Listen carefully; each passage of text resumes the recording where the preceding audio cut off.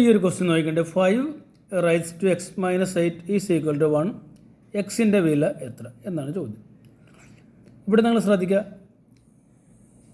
ഇവിടെ 5 raised to x - 8 ആണ്.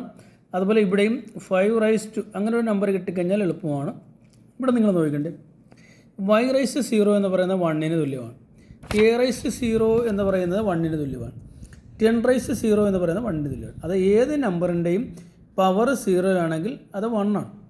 p raised to 0 ആണെങ്കിൽ 1 ആണ്, x raised to 0 ആണെങ്കിൽ 1 ആണ്. അങ്ങനെയാണെങ്കിൽ നിങ്ങൾ നോക്കണ്ടേ 5 raised to 0യും 1 ആയിരിക്കുമല്ലോ അല്ലേ.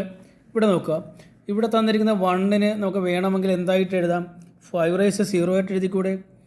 ഇവിടെ നമ്മൾ 5 raised to 0 ആയിട്ട് എഴുതി. ഇപ്പോൾ ഇവിടെ നോക്കണ്ടേ രണ്ടിൻ്റെ ബേസ് സെയിം അല്ലേ. ബേസ് സെയിം ആണെങ്കിൽ പവറുകൾ ഈക്വൽ ആയിരിക്കും. അതായത് x - 8 എന്ന് പറയുന്നത് 0 ആയിരിക്കും, അല്ലെങ്കിൽ x എന്ന് പറയുന്നത് 8 ആയിരിക്കും. കിട്ടിയല്ലേ നമുക്ക് വില.